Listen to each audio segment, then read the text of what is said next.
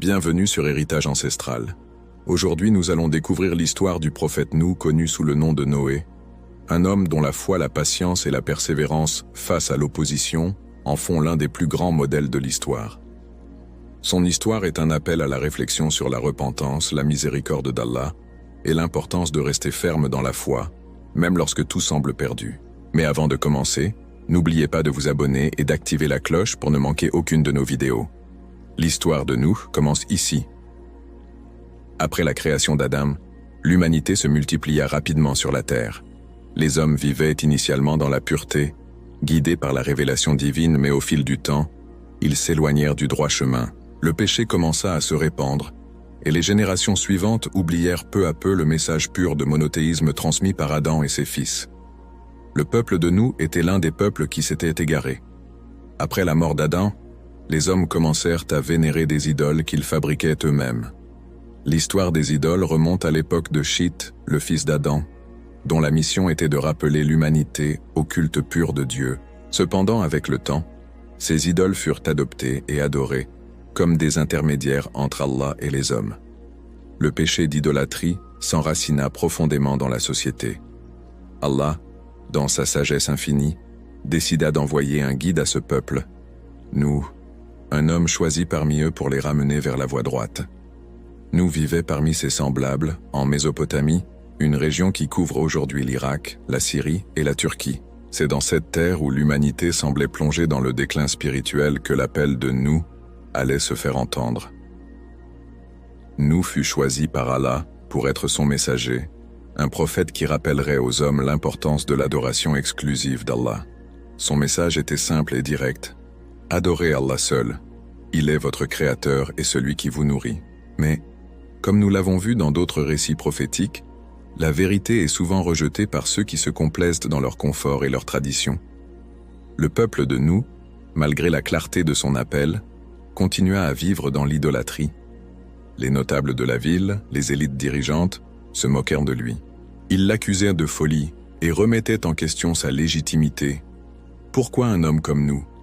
Si Allah voulait nous guider, il nous enverrait un ange. Cette réaction est mentionnée dans le Coran. Et les notables de son peuple qui ne croyaient pas dirent « Ce n'est là qu'un homme comme vous qui veut vous élever au-dessus de vous. » Surat Al-Mu'minun 23-24. Nouh persista, jour après jour, dans son appel. Il leur rappela que les idoles qu'ils adoraient ne pouvaient ni les entendre, ni leur apporter de bien. Il les avertit que leur obstination dans l'adoration d'autres divinités entraînerait leur perte. Mais les moqueries et les menaces se poursuivirent. Leurs arguments contre lui étaient faibles, basés sur l'orgueil et le rejet de la vérité. Malgré ces difficultés, Nouh n'abandonna jamais. Selon les hadiths, il a prêché à son peuple pendant près de 950 ans. La patience et la persévérance sont des traits essentiels de l'histoire de Nouh.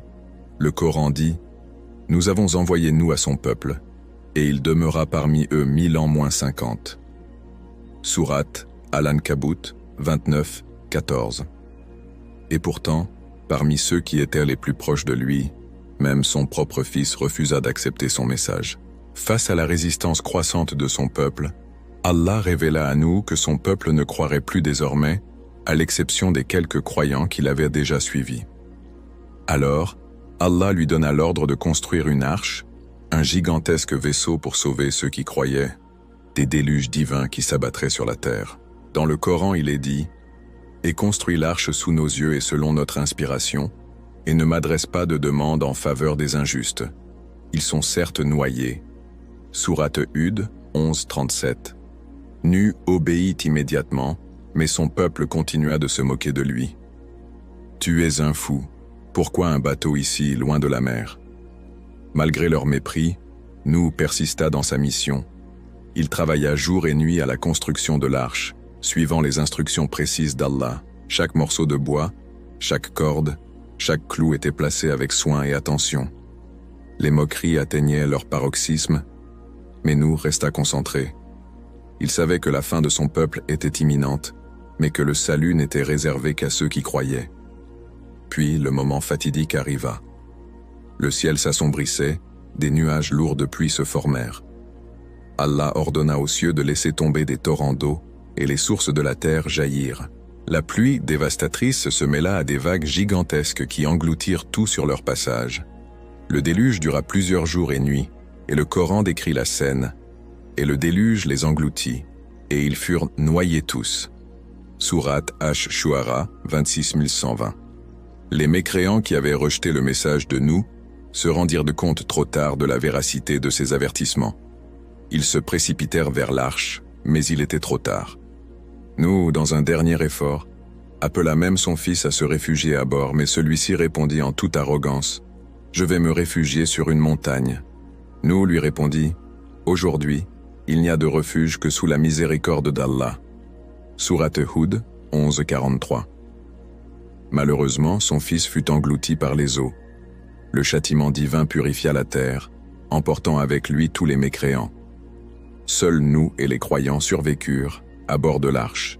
Les eaux se retirèrent lentement, et l'arche s'échoua sur le mont Al-Judi. C'est là qu'une nouvelle ère commença pour l'humanité.